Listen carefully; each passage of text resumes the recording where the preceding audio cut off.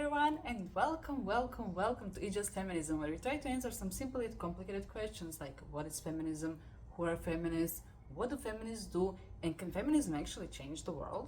Well, the guest of this series will show you by example that not only does feminism have potential to change the world, they're actively doing it.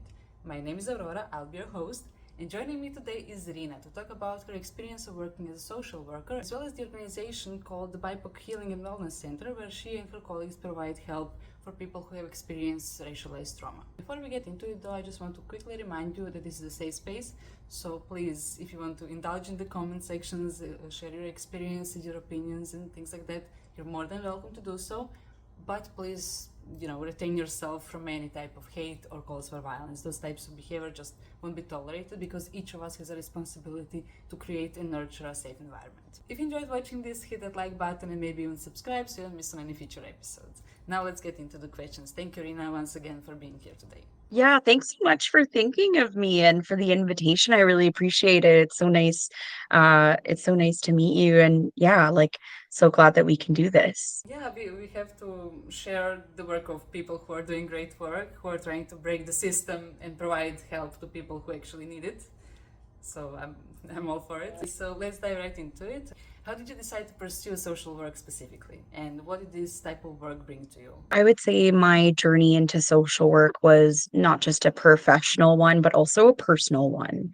So it came from a lifetime of my own adverse experiences growing up with trauma, abuse, poverty, addictions, mental health in my family. So I would say I knew pretty early on that I had this really innate ability to connect with people and to really care about human suffering. And I had seen so much of that within my own community, and I got really curious about the factors that influenced why that was the case. And so I kind of knew very early on I wanted to do something to help folks. That was a theme throughout my life. So I had originally, upon finishing high school, decided to pursue psychology because that was kind of what I had heard was the area to go into in order to help folks. So I started out in psychology, learning a lot about the mind and mental health. Um, and I was really interested in the things that I was learning, but I felt like there was a lot of missing pieces that were not being addressed that felt very pertinent to my own experiences and the experiences I had seen in my family, particularly as it pertained to culture and race and the sociological landscape. So I actually, as I was doing my psychology courses, I started taking sociology courses as well and seeing, oh, okay, so it's bridging in these pieces that I didn't feel were being addressed fully in psychology, as it was, a very individualized focus. And I realized that my heart was on that community, person in environment kind of perspective. And that's when I started to discover about social work, and learn more about, okay, that is a pathway to supporting my community, that does address social injustices that are happening in the world. I think from a young age, I was very acutely aware of um, political issues. I was very interested in learning about history, learning about political landscape. So I kind of feel like I've been an activist for most of my life. And so it made so much sense to go into an environment where I can like learn how skills in how to support people in their healing, in their mental health, while also addressing the injustices that are happening in our world. So I transferred into social work, fell in love with social work, and journeyed through my bachelor's and master's degrees. And throughout my social work journey, it really started to evolve further into really exploring, how do I serve marginalized communities? How do I serve racialized peoples? I had started working with in inner city environments with houseless folks, and seeing so many barriers that people were faced with in trying to like navigate these systems and move through the world in a world that is like not set up for them. And like I kind of noticed a lot of that. I felt so much like sadness and like rage, at the systems and how much I was seeing like my community members harmed and impacted. And I think it just kind of took off from there. And I started to really get entrenched in working more in like nonprofits, working more with trauma survivors, sexual violence survivors, and seeing, okay, there are frameworks here for how to work with trauma, but there are not frameworks for how to work with people who experience like intersectional aspects of their identities that are like contributing factors to the trauma that they endure at the hands of the system, but are not being addressed in mental health. So started to really see these gaps in mental health, that it's not actually built for all people. And racialized people in particular have those barriers, really, like that they face in being able to get the supports they need. So that became my passion. I love it. I love that activism is actually your true drive behind it all, because I always say that that is why we do it all. The reason why we acquire such knowledge, while why we train such skill, is to help other people. If we don't do that, we're wasting everything that we learned. So I love that, and I also appreciate how you mentioned sociology. I also finished sociology, and the reason why I too was drawn to it was because it took that systemic approach to issues. It's not your personal fault. It's not something wrong with you because you're experiencing certain symptoms of mental health issues.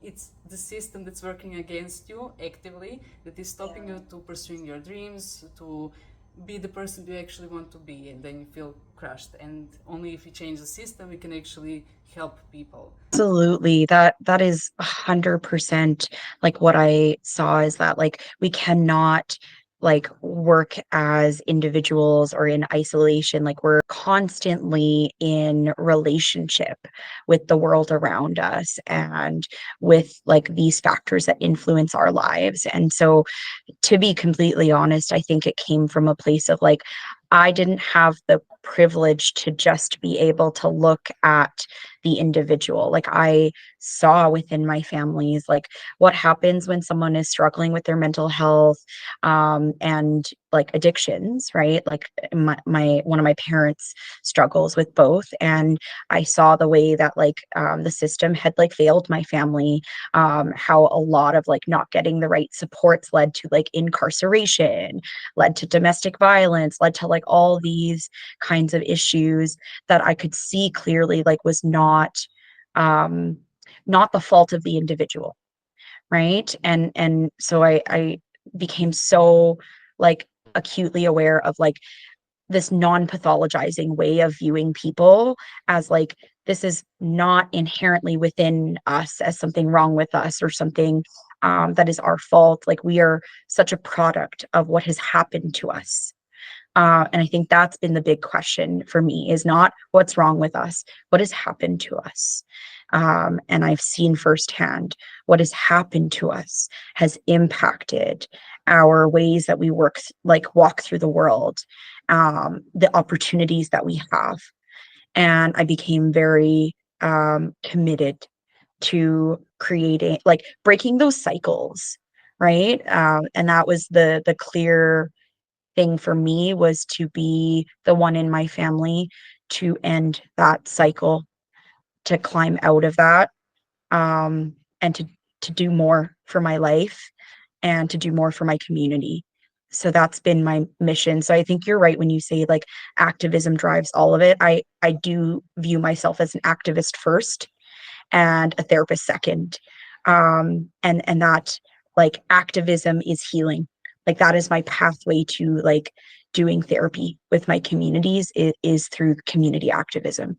That's amazing. And in your work, you worked with people who were victims of sexual abuse, and with immigrant women who face their own set of very unfortunate circumstances that can lead to perhaps domestic violence and similar.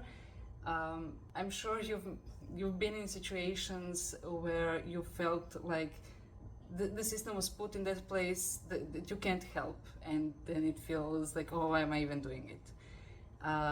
Can you remember some of those moments? And on the opposite side, those moments when you saw firsthand how big of an impact you're doing, how much your being there in the community itself is even doing so much to acknowledge their pain, to help them, to empower them so they can help themselves and then help other people in their communities. That's such a great question for sure. Yeah, I think that walking alongside people in some of their most vulnerable moments really showed me a lot about what, how this world and these systems treat folks who have like different barriers to essentially like who can't just fall in line with like the status quo, right? That's what the systems are designed for, is to like keep perpetuating the same benefits that privilege some people and disadvantage others. And so that was so like so present with supporting folks navigating sexual violence, in particular racialized and immigrant women who have these intersections of being a woman, being a racialized person, getting discriminated against, maybe like because of their like race and color, not being believed, not being supported. Um, in fact, like the inherent like victim blaming that comes when trying to seek out justice. And so I started to really see like, oh, okay, like there are ways that people are going to be limited and stereotyped because that upholding that system means like, kind of diminishing like certain people over others. And so that became really clear, like navigating like policing systems, healthcare systems, legal systems, that like who were all of these systems made for and made by, right? And that was something that like I got really curious about, is it really isn't set up like, if you are like an immigrant without status in this country, with language barriers, without community support, like how are you going to know like what is available to you? There isn't pathway for people to be able to access the support that they need, because it's just not like available. There are so many roadblocks there to actually being able to get that help. And so I would work to try to like remove those roadblocks, and then realize it was so much bigger than me. Even if I'm there to kind of like walk alongside people and like help them to navigate it, even as someone with like privileges such as like being born in Canada, being in like a social worker position, um, there are things that are even challenging for me to navigate, right? And so that really showed up for me, was I'm struggling to navigate this. And then, on top of it, like having even more barriers, how like how is your average person going to be able to like navigate this? Um, yeah, so it was really like disheartening to see that, but also like utilizing like some advocacy is kind of like the route that I had started to do, where it was like, okay, I need to speak up. I need to say something. I need to use my voice. But finding so many challenges to doing that within a system, right? Because within a system, oftentimes if you use your voice, it's like counter to what the system wants, like the agenda of the system, right? And so yeah, I just found a lot of barriers to actually trying to like make change happen within the systems, which is why I think I've branched out to a lot of like, how do I make change outside of systems? Like, still having to navigate them when I have to, but like, how do we like co create and construct something like new and different and better and more tailored to the needs of our community? I like that word tailor. I think that therapy should always be custom tailored to each person and to each community specifically. And we can do that based on person's race, gender, sexuality, place of living, or educational levels, even language. And I was so happy to find out that your organization that you founded, the BIPOC Healing Center, offers therapy in 12 different languages, which I find beautiful because sometimes it's harder to express your, especially feelings, let alone thoughts, um, in a language that is not your first language. So a lot of things get lost, or you get discouraged because you don't know those words. So I really love that you are doing it, that you are keeping in mind even such parts of the intersectionality as language. Yeah, that's so important. And that's like one of the major barriers that I did see is that how do we actually make accessing supports culturally relevant and actually like supportive for the needs of the community? Because therapy is a Western concept. Oftentimes, there's a lot of cultural appropriation that happens within the mental health fields of, modalities that are actually taken from indigenous wisdoms, Eastern traditions. And so there was a curiosity there around like how can we actually structure this in a way that like goes against like, the book of what we're taught, this is what therapy is supposed to be. But when we go by the book, like it does not land for the community. In fact, it can be quite harmful, very like dismissive and invalidating. And how are people going to heal unless they feel safe and supported? And oftentimes that comes from something as fundamental as like communication, making sure that that's not a barrier. And so having language accessibility means that we can do more effective work because we can really tailor it and like offer nuance. That's kind of the thing that I really saw a, a gap was like there are so many pieces that get missed when we don't offer cultural nuance, like really understanding that like there are ways that we need to be like not imposing hierarchical um, power dynamics around this is what your healing needs to look like. In fact, we need to like listen and learn from people and like offer an understanding of that nuance and really like build that in through like actual connection. Therapists are taught so much to be this blank slate, and that does not work. It does not work. So I often have my politics and my identities engaged as a therapist because that is what will offer the kind of connection, the kind of like focused supports that people need. So that's kind of what I've learned on my journey. Besides language, you also take care of class differences, which especially sometimes impact different BIPOC communities. So you offer different pay grades for therapy so that everybody could find it accessible. So can you tell us a little bit more about how that works? And more importantly, how do you make it work in the capitalist world that is all driven by the profits? Because, I mean, to my opinion, mental health facilities should not be profitable, they should be helpful.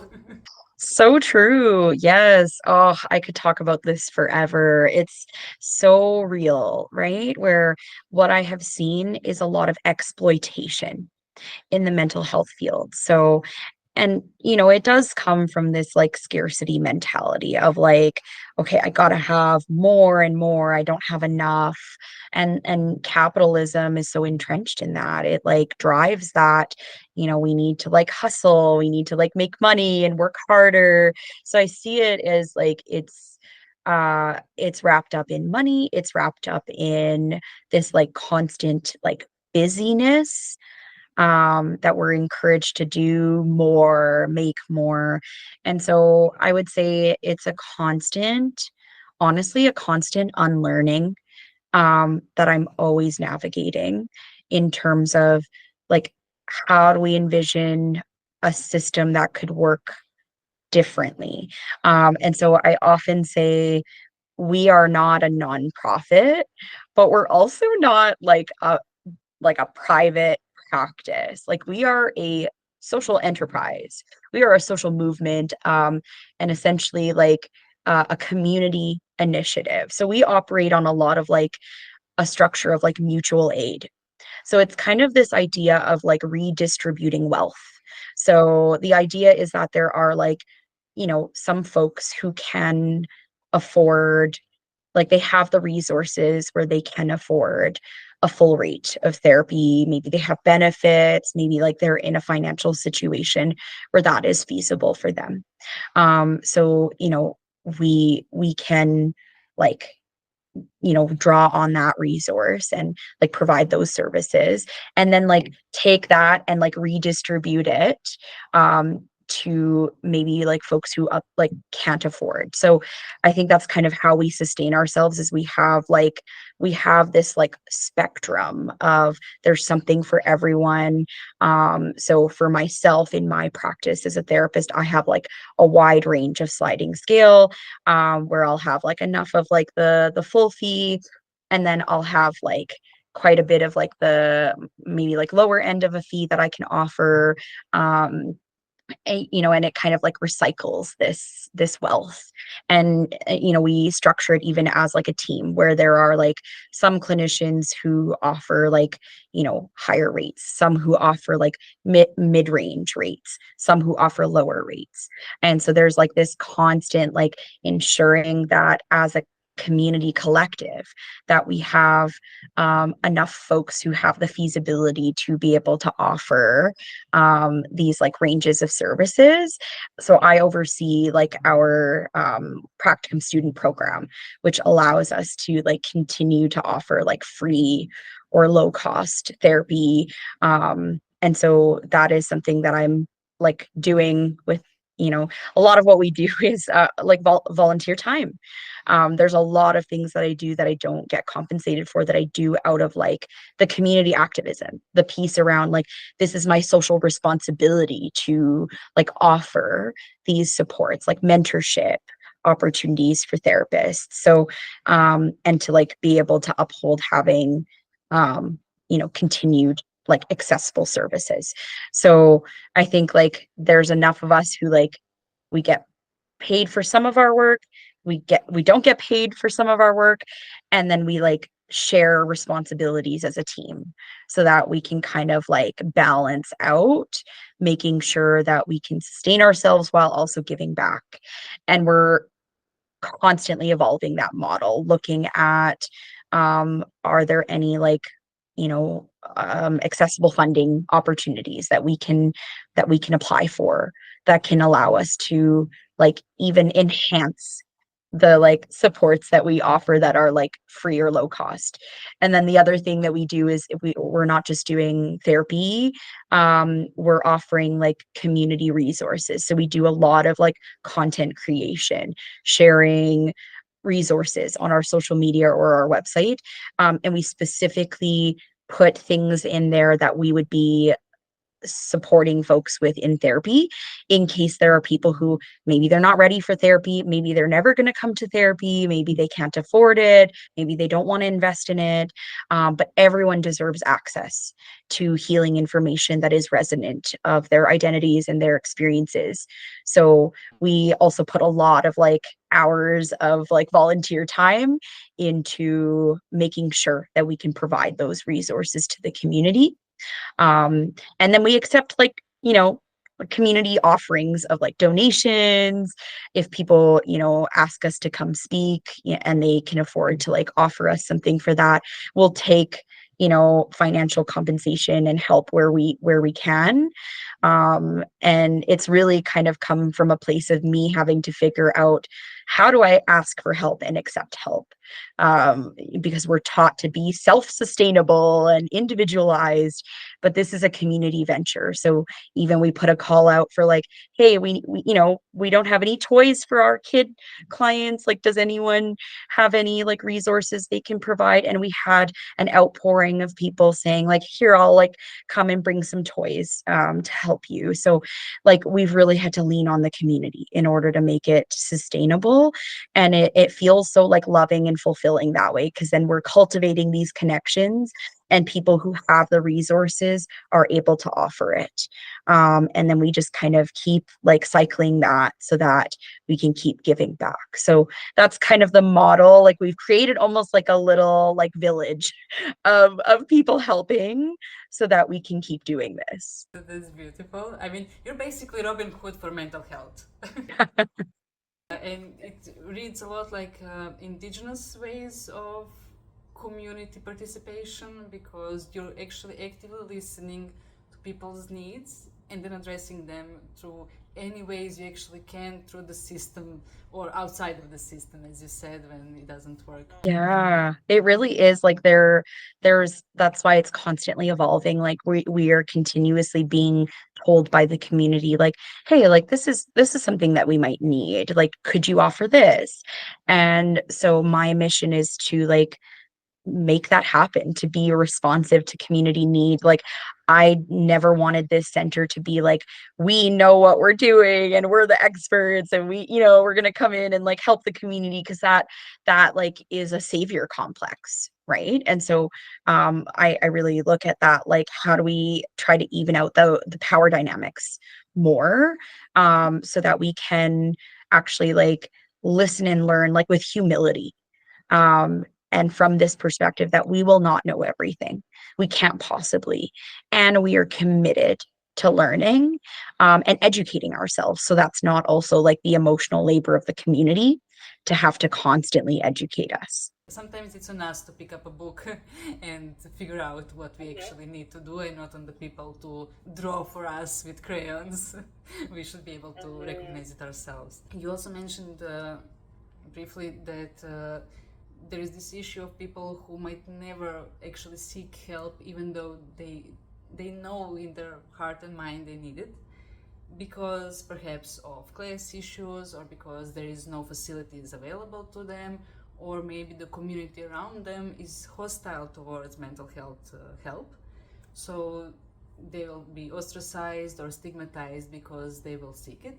So what would you advise, or how would you call the people who feel the urge to go to seek therapy but are afraid to do it for whatever reason? And what are some ways that you try to promote therapy for everyone? Well, that's so important. Like, I often like think, it makes so much sense that like there are so many people out there who wouldn't seek out therapy, because therapy has not been made for our like marginalized, racialized communities. Like, it just hasn't existed as something that is like, would meet people's needs. Like, a lot of times I've heard, even within my own family, like, I don't think they understand fully what I do. And often there's the question of like, oh, like, you talk with people about their problems all day. Like, why do they come to you with their problems? Why don't they like, get the help of their family? And so I think there's a lot of like, maybe like misperceptions, or like a hard time understanding like what the purpose of therapy is. And that is so like understandable, because for so many communities, like, we have found healing and therapeutic mechanisms through like other aspects of our life, like whether it's religious practices, faith-based, like cultural community centers, or cultural gatherings, rituals, traditions. Like there have been so many ways that our communities have been healing themselves for generations. Therapy is a fairly new like science, essentially, right? It is not something that has existed in its kind of structured form the way it exists now, for a very long time. So like long before that, folks were sustaining themselves and supporting themselves in other ways. So I often, like, what I would say to people is like I completely hear the concern about coming to therapy.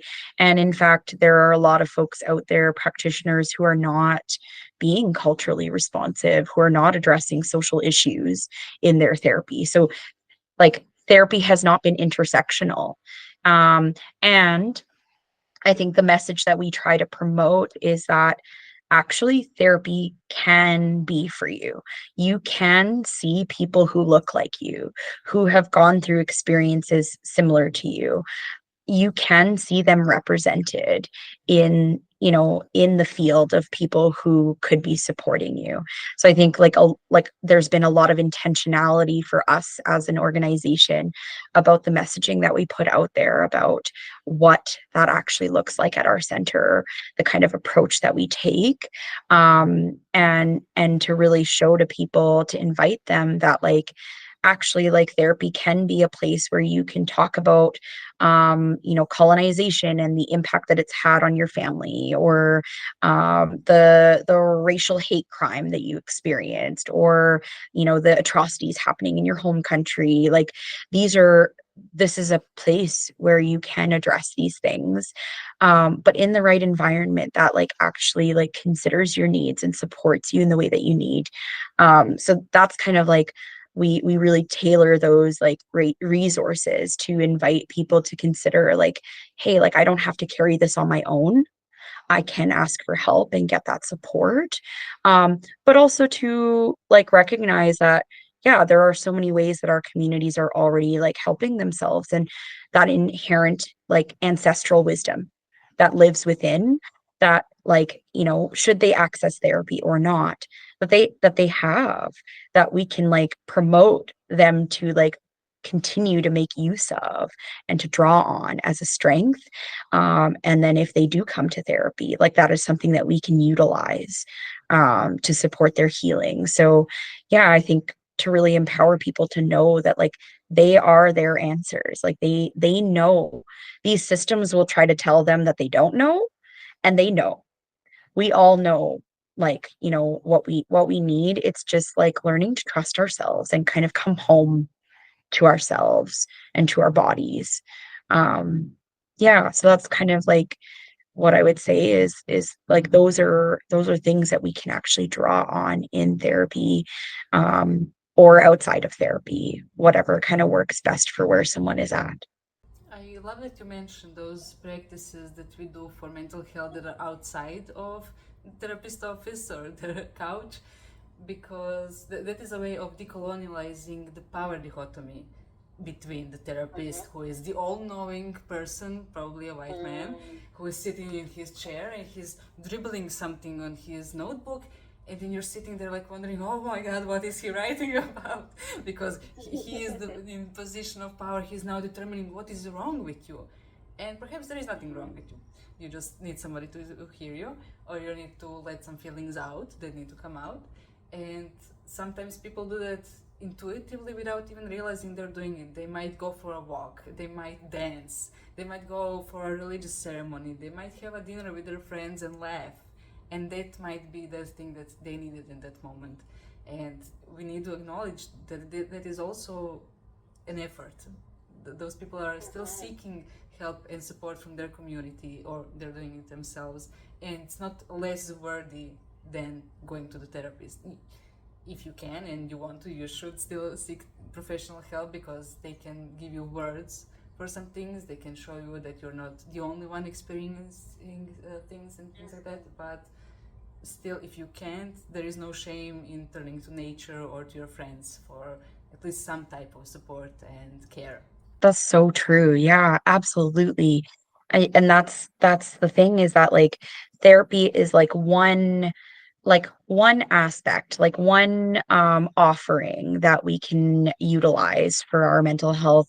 But like so many times, like there are so many ways that people have like already been supporting themselves that they may not even realize is, you know, their own strength and resilience. And I think like as a mental health system or as a medical system, we've often like devalued those pieces too, because we've really like emphasized this like hierarchy of power of like you need to like go to someone who knows better, who's this like expert to essentially like fix you.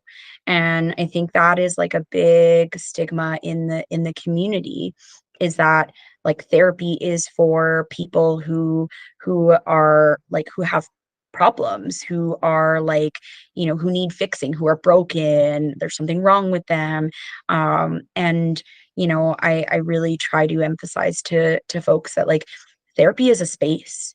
It's a space that is yours. And it is like a very like reflective space where you can start to like cultivate, you know, like what you envision for your life. And like anyone could benefit from it. It doesn't have to mean that there's like something really disrupting your life in order to be like utilizing that support.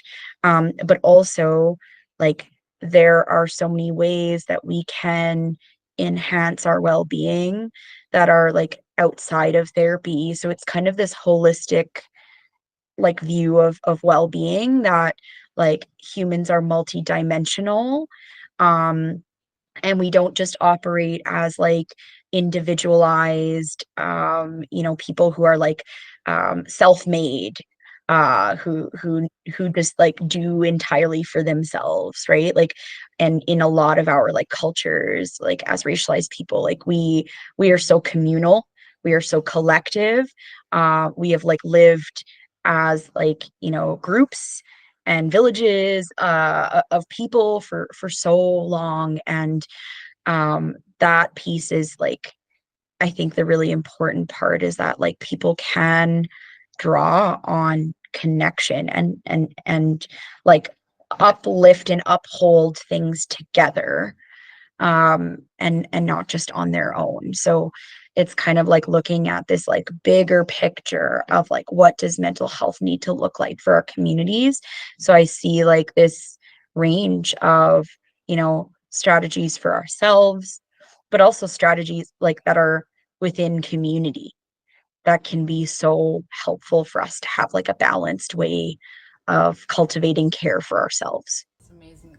I want to go back to one of the things that you mentioned a bit earlier about feeling represented in that safe space that is the therapy space, and also having a therapist who knows or who has experienced or at least who can put themselves in your shoes when it comes to trauma informed therapy as well as racialized trauma that people didn't seek help for.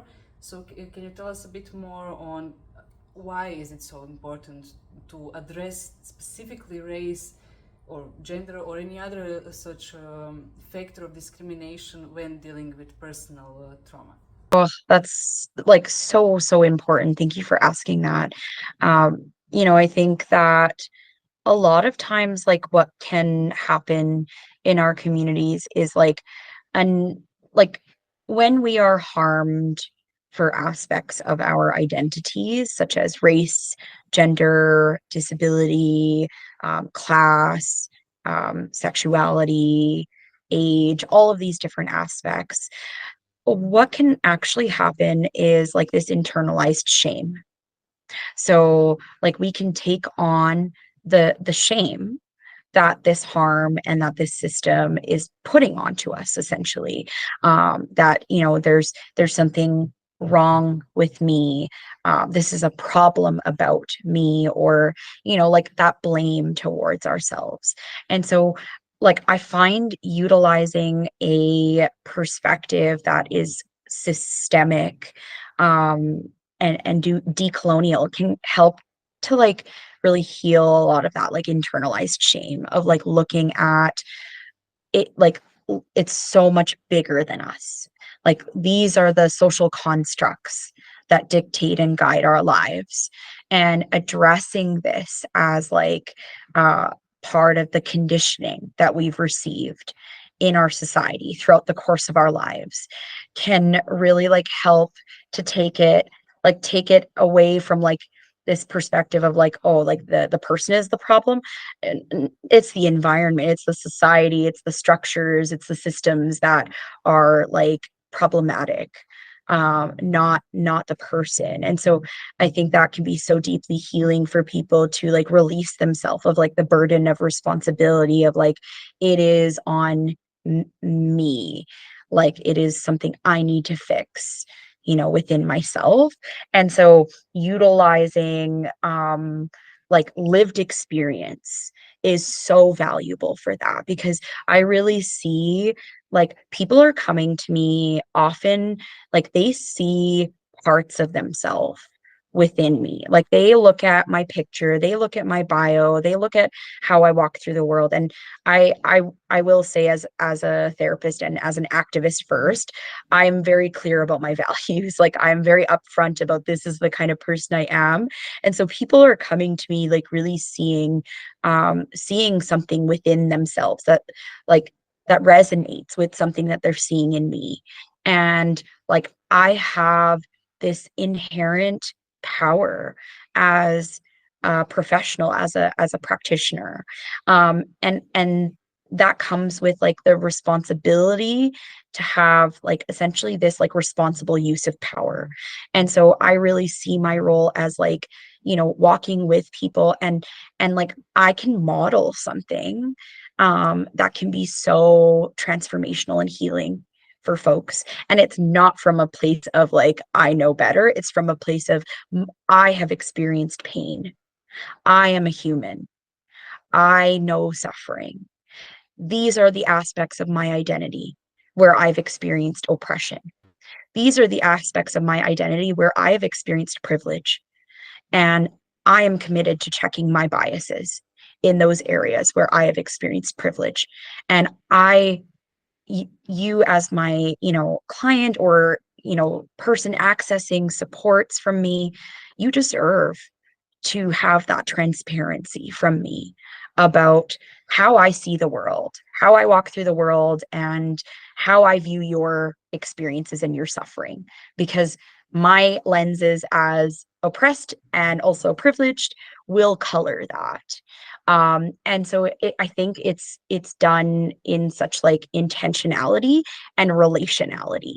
So it's not to like center ourselves and our own experiences, because ultimately we are here to like hold an intentional space for people to work through their own suffering, right? But it's from like a place of, in order for me to hold this space for you, and for you to trust me in this space and to feel safe in this space, like i I would like to show you who I am, so that you can determine like how does that feel for you to step into showing me these most like vulnerable authentic parts of yourself. Because if you don't feel safe to do that, like we can't do that kind of healing work.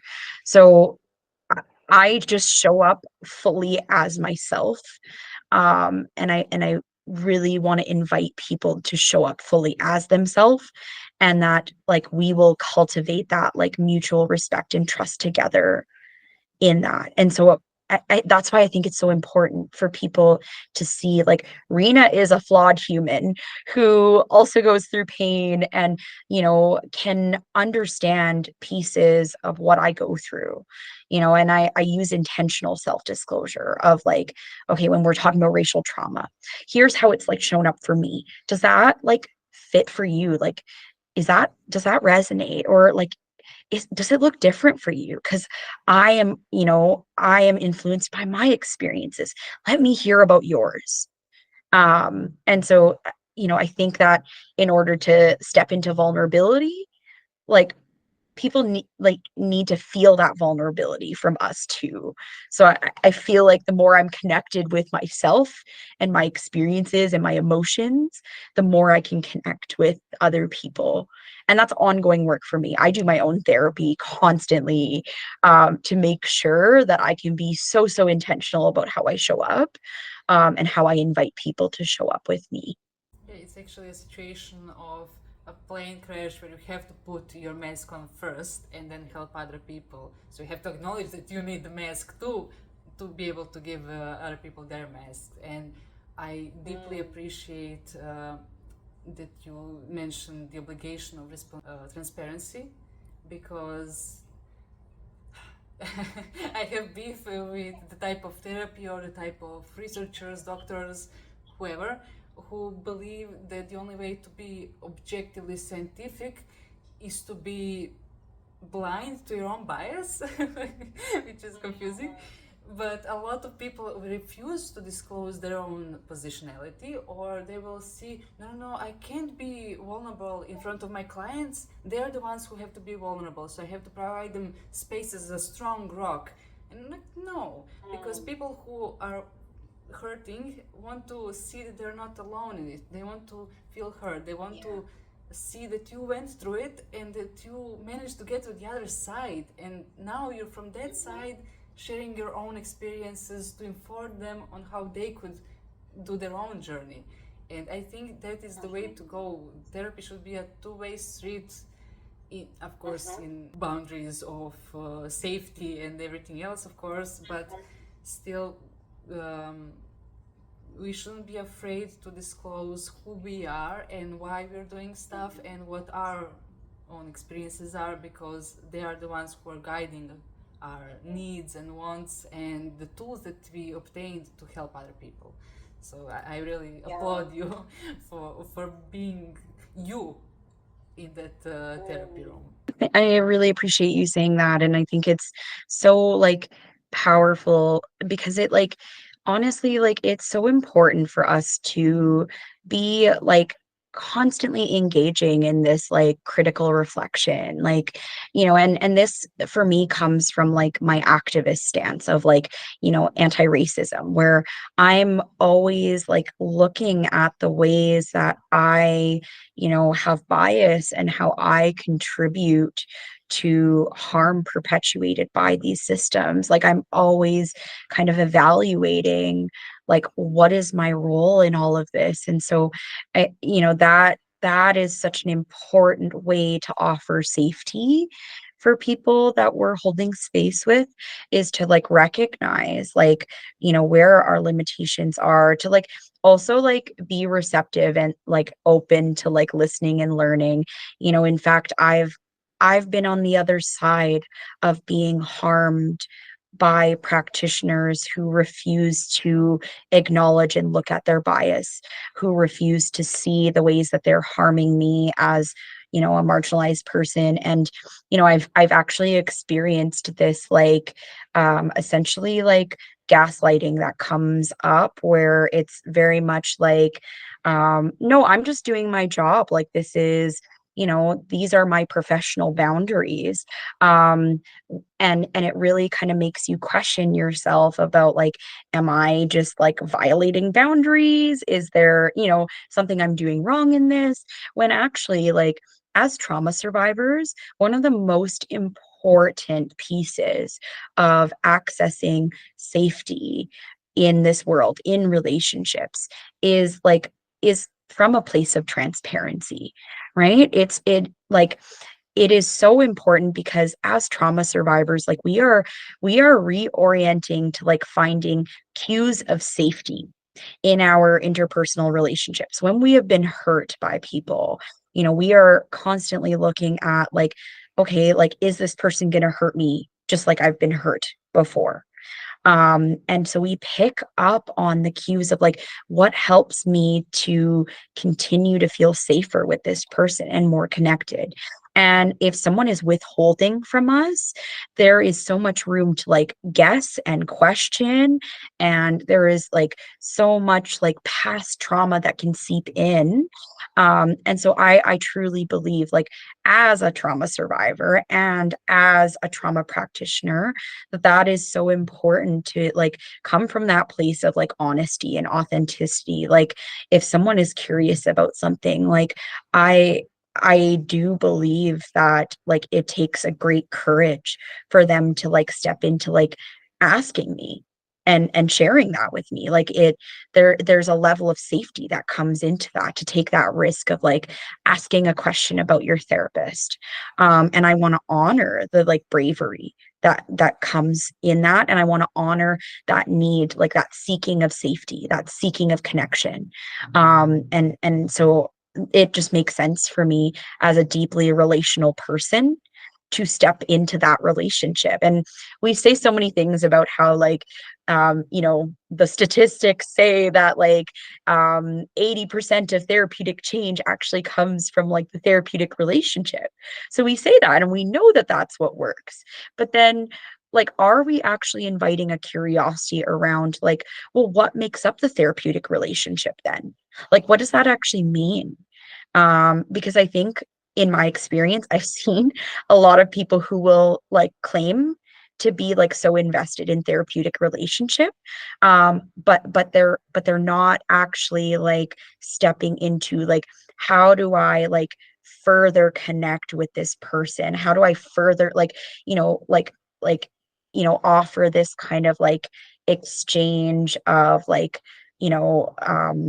connection with this person? Like how do I like and to be like very critically reflective of like how do I show up in that space and be in relationality, that because relationality continues to evolve as our like clients or community members are healing and evolving, needs are changing, and there we need to be evolving with them as well.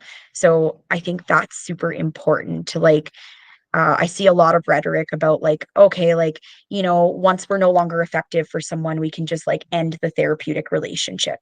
And how disrupting that can be, especially for our marginalized communities, when they've invested in this therapeutic relationship, that then the therapist is like, well, guess we've hit like this roadblock where we can no longer work together. So I'll refer you out, instead of getting curious about like how can I continue to like grow in this relationship and evolve with this person, right? And not to say that we shouldn't be aware of like when we're no longer effective, but I think like people jump to that so quickly, and it's not coming from a place of like actual like relationality. They're not considering like this is a person that I've cultivated a connection with, not just a client or a case. Yeah, sometimes that happens with professionals of any kind, that we forget uh, that we forget that maybe the job ends at 5, but for those people the trauma does not end at 5 or 1. They will still have their needs, and even after they end their last therapy session, because for whatever reason they had to stop coming or wanted to stop coming, they are still existing. Like object permanence is a thing, and yet a lot of professionals forget it. And I think it's very important that we remind ourselves that we are all human and we are all living, breathing things, and that we all deserve to be acknowledged as such, and not just as your 3 till 4 appointment or whatever, and then you stop thinking about them. That's probably not gonna happen. You're gonna think about them because you'll see something that will remind them of them, or you will learn some new technique that you could then share with them, and there is that human connection in it all that should be cherished. So true. So important. Yeah. Yeah, I appreciate that. It's so like, yeah, I really feel like there is like this is such a great honor for me to like be in a position where people like share pieces of themselves with me, and like that that is something that I hold like so sacred, to myself that like, you know, people are sharing parts of themselves with me that like they may not be sharing with anyone else. And so I really view that as like I have to like earn that like that responsibility, you know, like I cannot just expect that. I have to earn it. And I have to earn it through like showing pieces of myself too. And so I think that's like really important for me to like show people that I am committed to being a safer person for you. um and I'm committed to learning like what does safety look like for you, because that is so different depending on the person. And that is the whole piece around tailoring, right? Like not one size fits all. That I think we need to be really considerate of, that like we all have diverse lived experiences and diverse needs.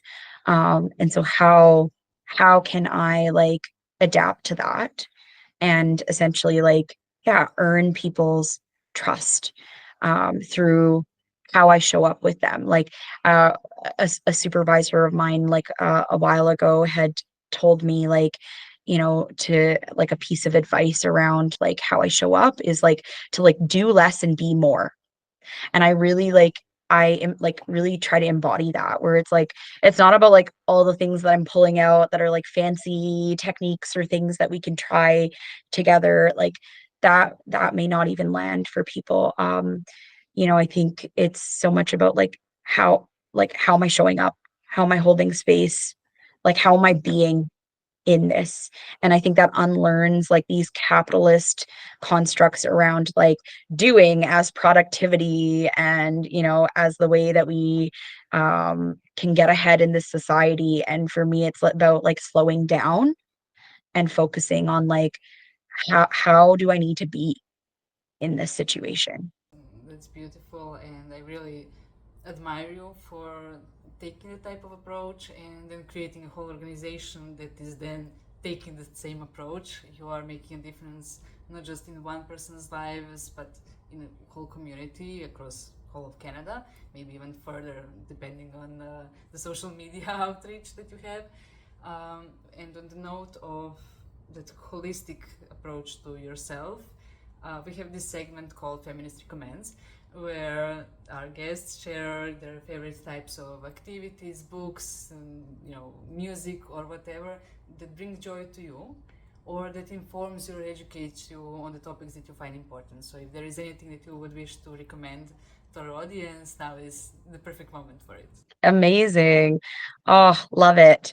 Yeah. So I mean, on this note of like what I just mentioned about kind of the being instead of doing, and slowing down, I've been really getting into there's this book called Rest as Resistance by Trisha Hersey, who runs the NAP ministry. So there's Instagram account and website. And it's really powerful. You know, she's this incredible Black woman who really talks about the power of like, you know, like slowing down and resting and reclaiming our time and our energy as like resistance from capitalism, resistance from like racism, oppression, histories of colonization and slavery. And so I think it's so valuable in a lot of what I've been unlearning, because you know, I come from a South Asian family where in order to survive, it was always taught to me that like you need to like do something with your life. You need to like be successful, right? Because you know, my family came from a lot of like that scarcity mindset as immigrants living in poverty, that like, you know, Reena, you have the chance to like kind of do something like bigger than us, and like you need to like work hard and study hard and, you know, do all these things. And so I followed all that trajectory, went through all the schooling. You know, and I often I would like to admit that I have had some like addictive patterns when it comes to work, like almost being like very like a workaholic, kind of very in like overachieving, overworking, out of feeling like that'll make me feel worthy, or that is what the world expects of me as like a woman of color, that I need to be like responsible for everything, whether it's work or, being the eldest daughter, taking responsibility in my family. And so that resource has been really helpful for me to like unlearn that, like, actually, like, the world can wait and does not need to expect everything of me at every given time. I can slow down. I can, go at my own pace. I can go and stare at a tree and chill, and that's okay.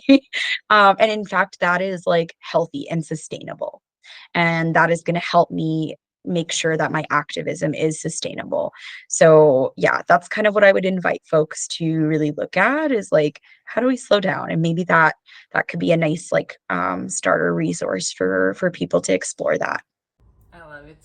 Anything that is against the hustle culture, I'm here for it. Because when you really get into the loop of it, and even when it's something that you do for fun, even if it's a hobby, you must make it into a side hustle. It must be your passive income now. Or even if you're pursuing education, okay, but you have to go all the way till the end. And the other day I had a realization, I've been in the educational system for more than 20 years, and I have still 4 more years to go, and then I'm done.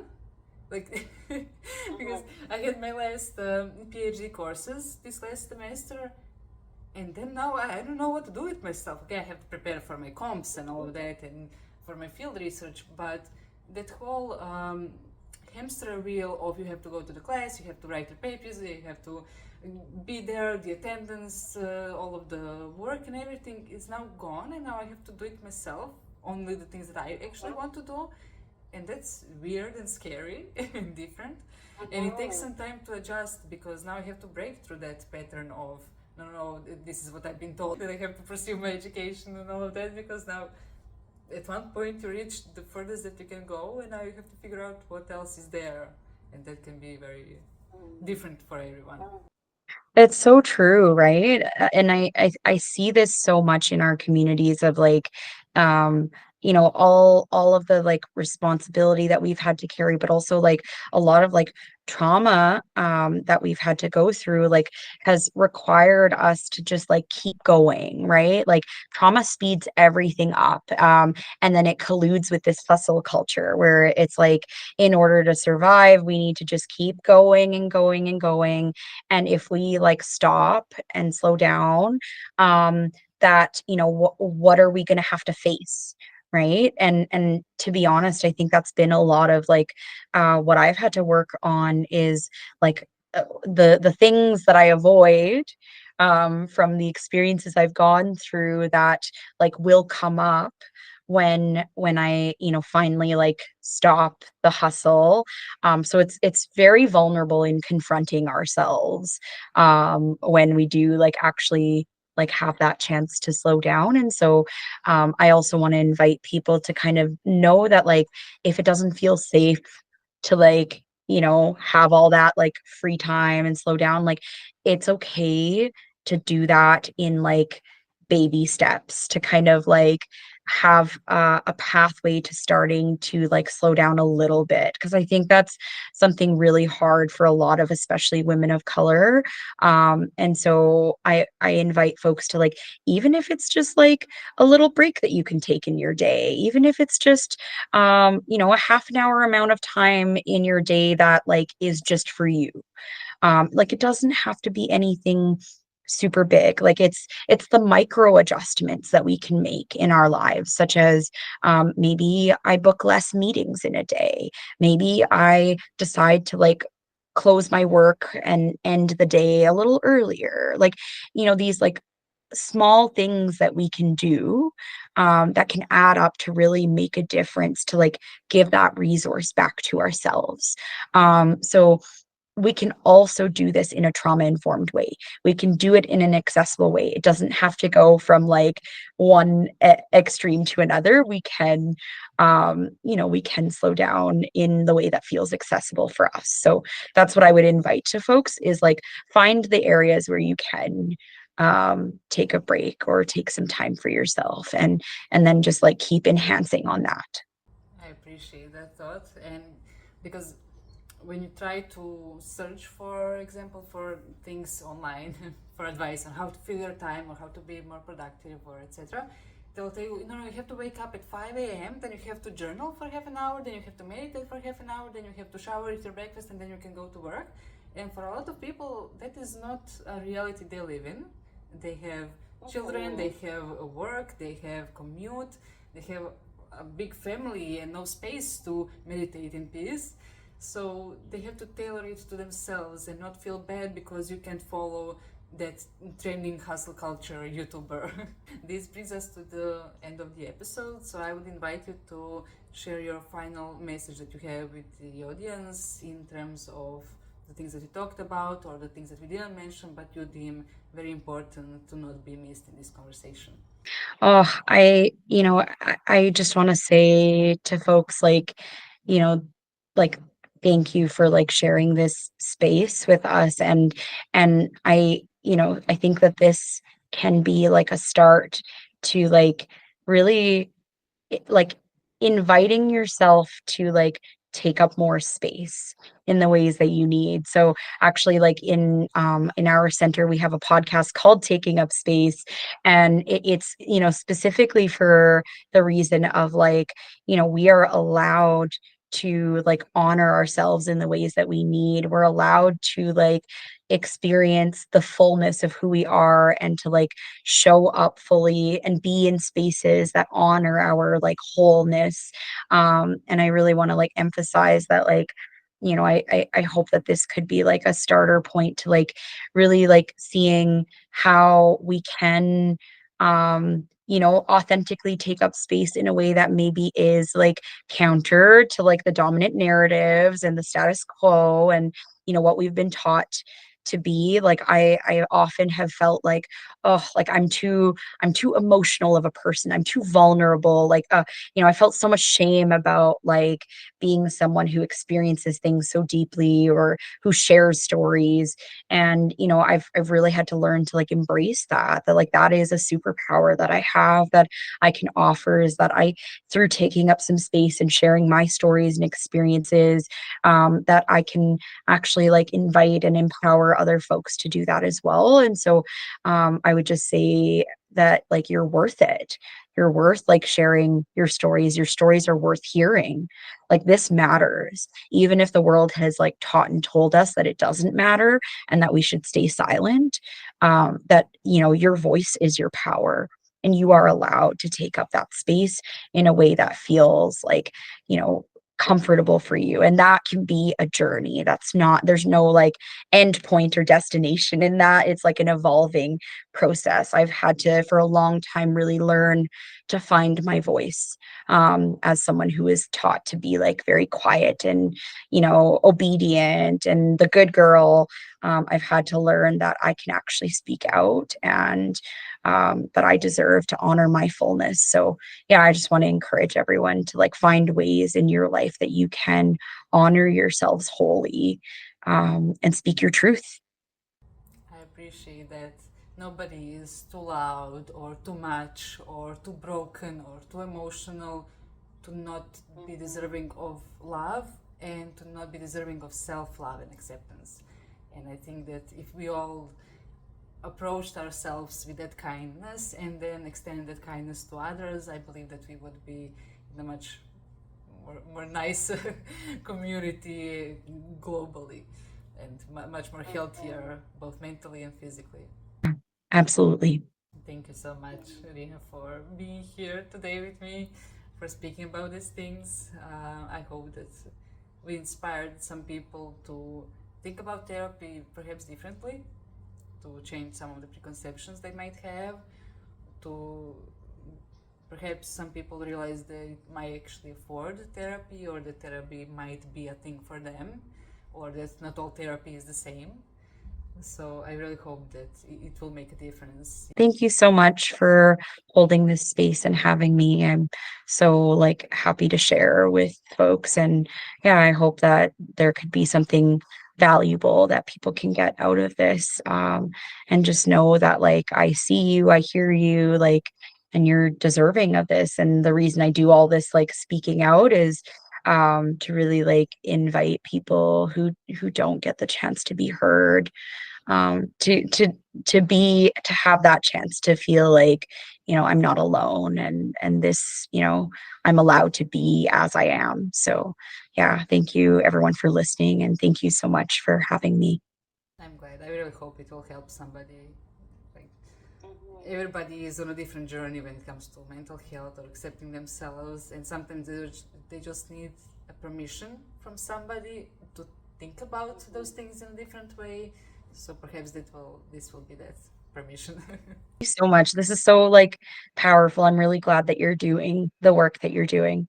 And with that, we conclude this episode. I hope that it was inspiring too, that you learned something new. If you enjoyed watching this, make sure to leave a like and maybe even subscribe so you don't miss on any future episodes. Also, reminder, this is a safe space, so any type of experience or opinion or question that you might have is more than welcome in the comment section. However, any type of violence or hate will not be tolerated.